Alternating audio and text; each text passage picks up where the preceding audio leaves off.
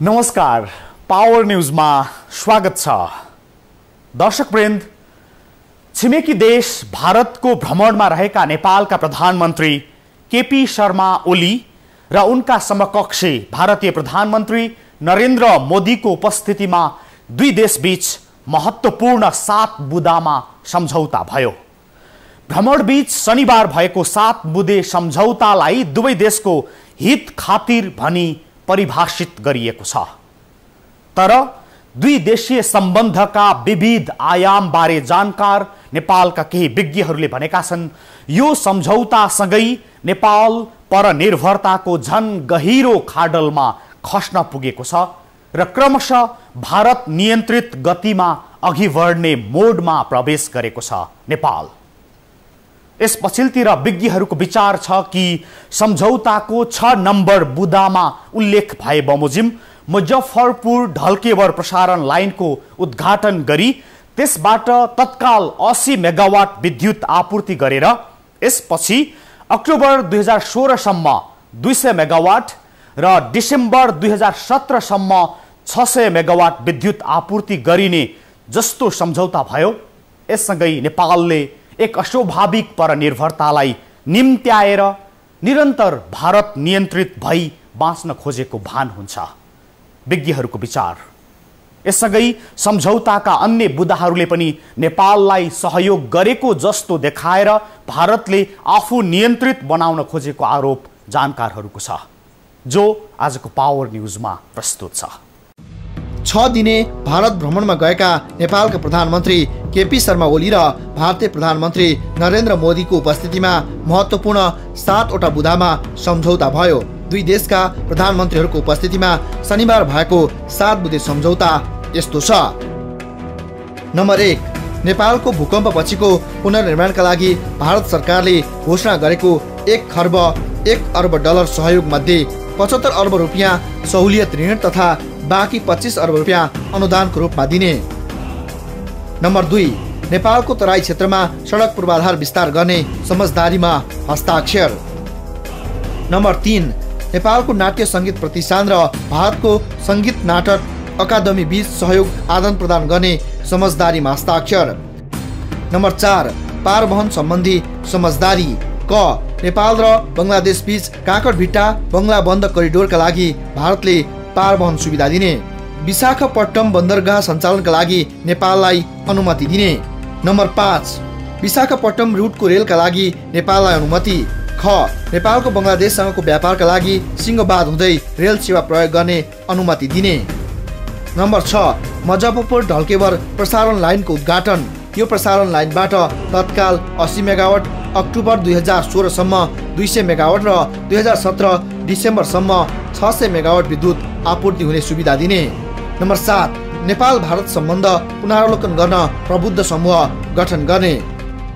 यस्तो सम्झौतापछि प्रधानमन्त्री केपी शर्मा ओली र भारतीय प्रधानमन्त्री नरेन्द्र मोदीले संयुक्त पत्रकार सम्मेलनमा आफ्ना धारणा राखेका थिए।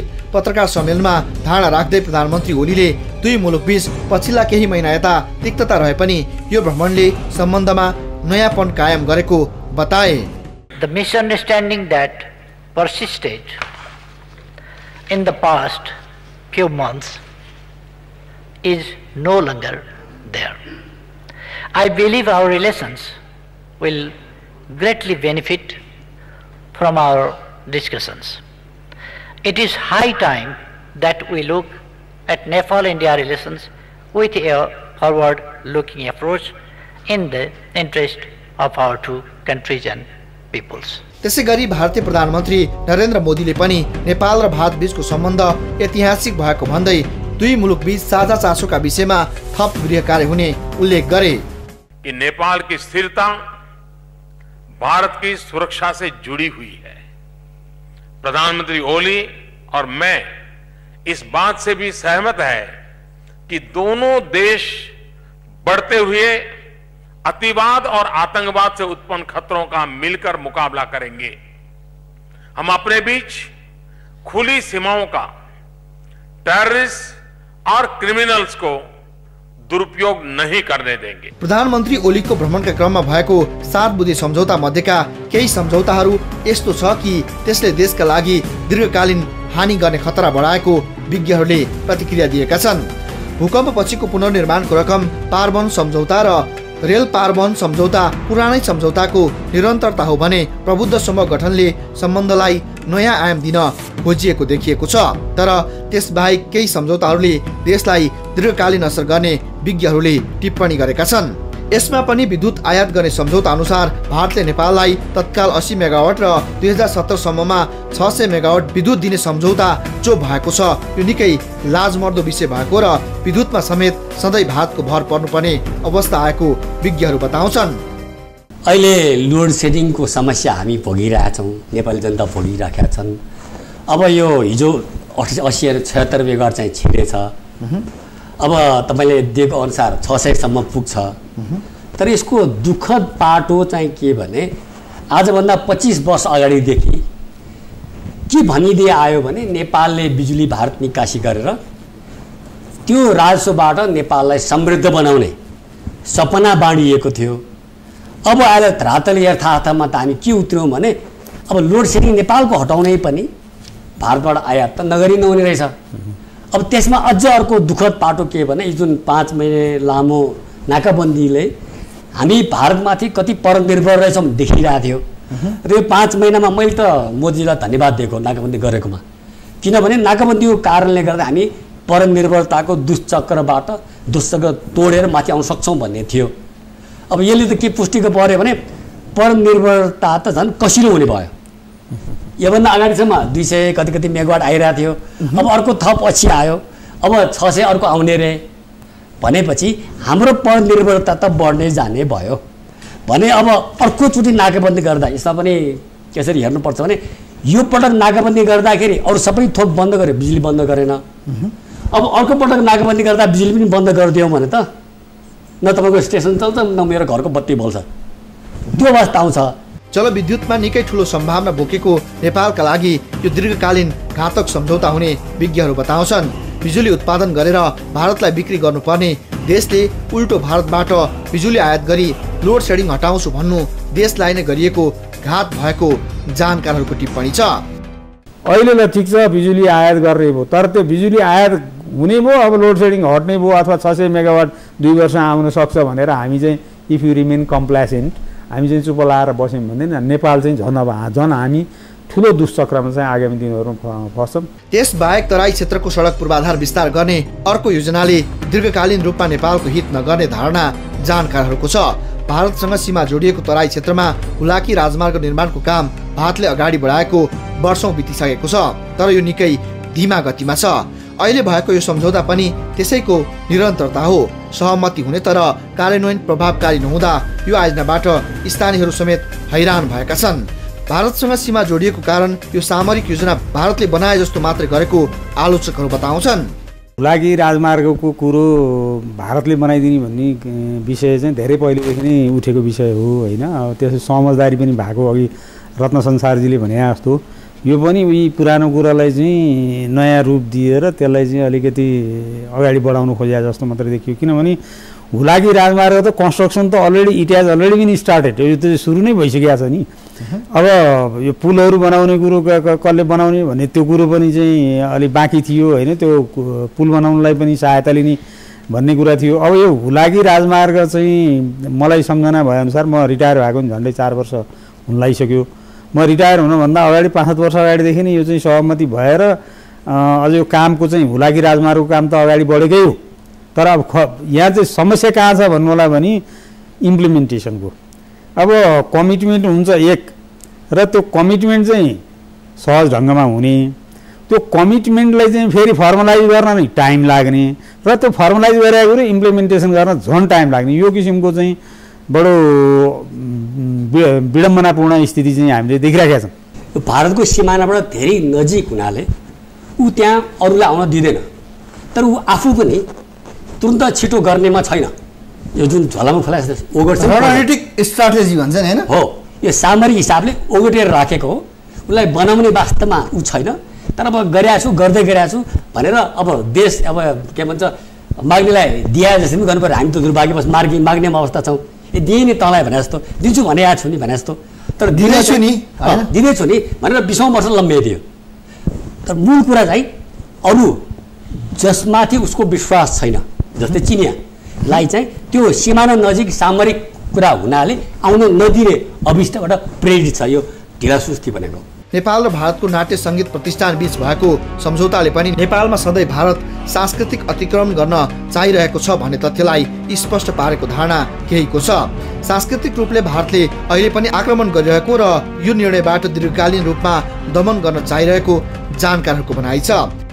नेपाली सिनेमा भारतमा चल्दैन, तर भारतीय सिनेमा हामी सबैले घर घर हेर्छौँ, सिनेमा हलमा नगए पनि। अब हुन त अब माओवादीले 40 बुँदामा राखेकै हो, जुन बाबुरामजीले प्रचण्डजीले कार्यान्वयन गर्न सक्नु भएन।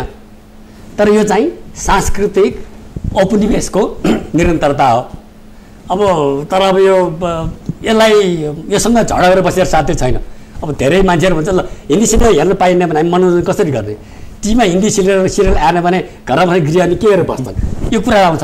तर तथ्य बिटर ट्रुथ भन्छ नि, तितो यथार्थ के हो, सांस्कृतिक औपनिवेशिक नै हो। जुन मैले भन्दाखेरि हाम्रा तराईका मित्रहरूले विरोध गर्छन्, फेरि यो रनसार भन्ने मान्छे यसो भन्नु भन्छ, तर म चाहिँ मेरो धारणामा कायम छु। प्रधानमन्त्री ओलीको भ्रमणका क्रममा भएका सम्झौताहरू अल्झेर बसेका विषयहरूमाथिको निरन्तरता र नेपाललाई निरन्तर नियन्त्रणमा राख्न गरिएको चालबाजी भएको ठम्ब्याई जानकारहरूको छ। दर्शकवृन्द, जुन देशमा जलविद्युतको अपार सम्भावना छ, तर त्यसै देशका ठूला सम्भावनायुक्त आयोजनाहरू भारतले नै ओगटेर राखेको छ। पञ्चेश्वरदेखि माथिल्लो कर्णालीसम्म त्यही देश भारतबाटै बिजुली किनेर चल्ने योजना बनाउँछ र सम्झौता गर्दछ भने त्यसको आशय के हो भनेर विज्ञहरूले प्रश्न गरेका छन्। उनीहरूले भनेका छन् प्रधानमन्त्री ओलीले 1 वर्षभित्र लोड सेडिङको अन्त्य गर्ने घोषणा गरेकामा त्यसको आधार पनि भारतलाई बनाइएका प्रति गम्भीर शङ्का गरेका छन्। जानकारहरूको प्रतिक्रिया र नेपाल भारत सम्बन्धमा विगतदेखि भएका सन्धि सम्झौताले पारेको गम्भीर असर सहितको प्रसङ्ग लिएर आउँछौँ। तर त्यसअघि एकैछिन विश्राम।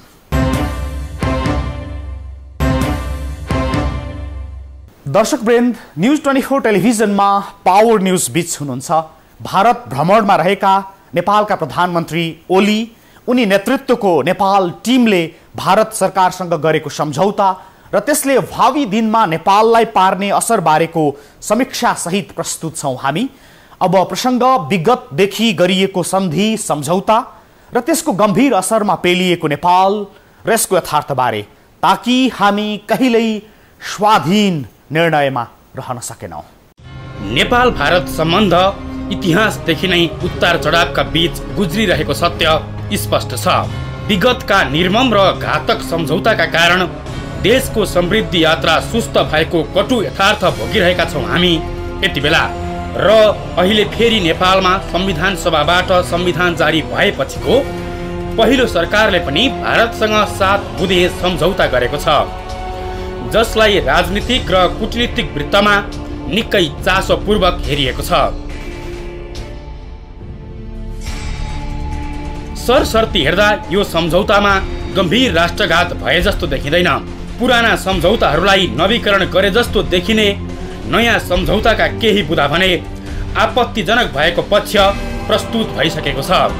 भारत भ्रमणको अघिल्लो दिनसम्म भारतसँग कुनै सम्झौता नगर्ने बाचा गरेका प्रधानमन्त्री केपी शर्मा ओलीले भारत पुगेर जे गरे त्यो जायज मात्र गरेनन् भनेर आलोचना सुरु भइसकेको छ।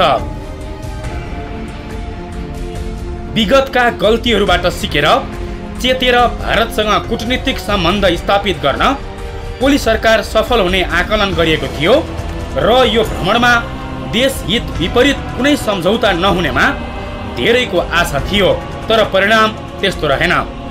नेपालमाथि भारतले अन्तर्राष्ट्रिय कानुन र मापदण्ड मिचेर 3 पटक नाकाबन्दी जस्तो अमानवीय र क्रूर व्यवहार प्रदर्शन गरिसकेको छ र पछिल्लो नाकाबन्दीको घाउ निको हुन नपाउँदै भएको प्रधानमन्त्री ओलीको भ्रमणलाई चासोका साथ हेर्नु स्वाभाविक थियो। तर उनले पनि इतिहासका पट्यार लाग्दा सम्झौताहरू र आलो घाउलाई औपचारिक सम्मानसँगै बिर्सिएकी शङ्का उब्जिएको छ। भारतले नेपालमाथि लगाएको 3 वटा नाकाबन्दीको अर्थ खोतल्ने हो भने यो प्रश्न हुन्छ कि भारत कुनै पनि बेला नेपालमाथि हावी हुन चाहन्छ, चीनसँग नेपाल टाढा होस् भन्ने चाहन्छ अनि नेपाल सधैँ भारतकै भरमा बाँचिरहोस् भन्ने चाहन्छ। 2027 सालमा नेपालले भारतको राजनीतिक खटनपटन मान्न हिचकिचाएका कारण नाकाबन्दीको यातना सहनु पर्यो। 2045 सालमा 1950 को सन्धि विपरीत नेपालले चीनबाट हतियार भित्र्याएको भन्दै भारतले निर्ममतापूर्वक नाकाबन्दी गरिदियो र पछिल्लो पटक गत असोज 3 गते नेपालमा संविधान सभाबाट जारी भएको संविधानप्रति अघोषित असन्तुष्टि राख्दै अघोषित नाकाबन्दी गरिदियो, जसको पीडा अझैसम्म आम नागरिकले भोगिरहेका छौँ। नेपालको आन्तरिक राजनीतिसँग जोडिएको भारतीय नाकाबन्दी जत्तिकै कठोर इतिहास छ नेपाल भारत सम्झौताको। नेपालको हरेक राजनीतिक व्यवस्था परिवर्तनसँगै भारतले नाकाबन्दी गरेको छ र नेपालका नेताहरूले राष्ट्रहित विपरीत सम्झौता गर्ने गरेका छन्। नेपाल भारत बीच भएको असमान सन्धि तथा सम्झौताहरूको इतिहास यस्तो छ। सम्झौता नम्बर 1 सुगौली सन्धि 1816 को British Bharat east India company र नेपाल बीच भएको यो सन्धिलाई नेपालले आत्मसम्मान गिराएर गरिएको सन्धिको रूपमा लिइन्छ। यो सन्धिले नेपालको झण्डै 2/3 भूभाग गुमाउन मात्र बाध्य भएन, नेपालको सुरक्षा मामिलामा समेत ब्रिटिस भारतको सुरक्षा छाताभित्रबाट चल्ने र नेपालको हरेक क्षेत्रमा उसकै निगरानी चल्ने भएबाट एउटा स्वतन्त्र, स्वाधीन र सार्वभौम सत्ता सम्पन्न देश नेपाल सुगौली सन्धिदेखि अर्ध औपनिवेशिक जस्तो अवस्थामा गुज्रन बाध्य भएको छ, जसको निर्मम नतिजा भोगिरहेका छौँ हामी यति बेला। सम्झौता नम्बर 2 गोर्खा भर्ती केन्द्र सन्धि भारत, बेलायत र नेपाल बीच 1947 नोभेम्बरमा भारत र बेलायत दुवैलाई आफ्ना सेनामा नेपाली नागरिक भर्ती गर्ने छुट प्राप्त भएको थियो। यो सन्धिले भारत र बेलायतमा रहने नेपाली फौजको तलब, सेवा सुविधा भारतको अनुरोधमा समान गर्ने व्यवस्था गरियो, जसले नेपाली सेनाको स्वाभिमानमा आँच पुर्याएको थियो।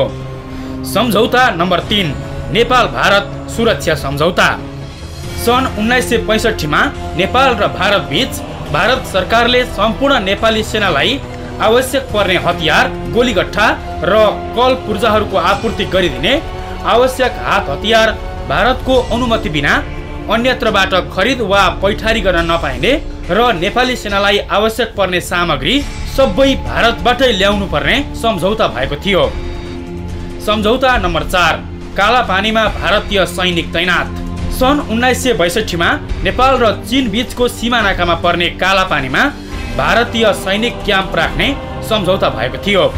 चीनको जासुसी गर्नका लागि भारतले नेपालको काला पानीमा सेनाको क्याम्प खडा गर्नु एउटा स्वतन्त्र र स्वाधीन राष्ट्रमाथिको प्रहार र अन्तर्राष्ट्रिय कानुन विपरीत थियो। सम्झौता नम्बर 5 नेपाल भारत कोशी सम्झौता भारतलाई रिझाउनकै लागि 2011 सालमा नेपाली नागरिकले कोशी क्षेत्रको जमिन, सार्वभौम सत्ता र प्राकृतिक जल अधिकार गुमाउनु पर्ने गरी घातक कोशी सम्झौता भएको थियो। सम्झौता नम्बर 6 नेपाल भारत गण्डक सम्झौता 2016 सालमा नेपालको गण्डक नदीको पानी भारतलाई सिंचाई तथा जलविद्युत आयोजनाका लागि दिँदा नेपाललाई गम्भीर असर पर्ने गरी भएको असमान र देशहित प्रतिकूलको सम्झौता हो यो। सम्झौता नम्बर 7 महाकाली सन्धि 2052 सालमा शारदा बाँध, टनकपुर बाँध र पञ्चेश्वर आयोजना समेत महाकाली नदीको एकीकृत विकास सम्बन्धी सम्झौता भएको थियो। नेपालको जलसम्पदामाथि भारतलाई मनज्ञ खेल्न दिने गरी भएको उक्त सम्झौता नेपालको राष्ट्रहित प्रतिकूल छ। सम्झौता नम्बर 8 बिप्पा सम्झौता नेपालका प्रधानमन्त्री बाबुराम भट्टराईले भारत भ्रमणका क्रममा 2068 सालमा भारत सरकारसित लगानी प्रवर्धन र संरक्षणका लागि भन्दै बिप्पा सम्झौता गरेका थिए, जुन नेपाल हितमा नभएको भन्दै निकै विवादित विषय बन्यो। इतिहास बोल्दछ कि यी सम्झौताहरू नेपालको समृद्धिका लागि घातक थियो। यसकारण पनि प्रधानमन्त्री ओलीले गरेको सम्झौताप्रति नेपालीको शङ्का बढेको हो। नेपाललाई परनिर्भर बनाएर निरन्तर अप्रत्यक्ष राज गर्न खोज्ने भारतीय नियत सतहमा आइसक्दा पनि हाम्रो राजनीतिक नेतृत्वले अझैसम्म चेत्न सकेको छैन। र दर्शकवृन्द, आइतबार साँझ त्यहाँ स्थित नेपाली दूतावासमा आयोजित पत्रकार सम्मेलनमा आफ्नो भ्रमण अत्यन्त सफल भएको प्रतिक्रिया साथ प्रधानमन्त्री ओलीले भनेका छन्, मेरो भ्रमणबाट सिङ्गो नेपाल नै उत्साहित भएको छ र भ्रमण ऐतिहासिक सफल भएको छ। हामी यसबारे समीक्षात्मक टिप्पणीहरू प्रस्तुत गर्दै जानेछौँ। तर यति आजको पावर न्यूज। थप न्यूजका लागि हाम्रो वेबसाइट www.news24nepal.tv हेर्नुहोला। साथै हामीलाई फेसबुक, ट्विटर र युट्युबमा पनि फलो गर्न सक्नुहुन्छ। अहिलेलाई बिदा दिनुस्, हामी निरन्तर न्यूजमा छौँ। नमस्ते।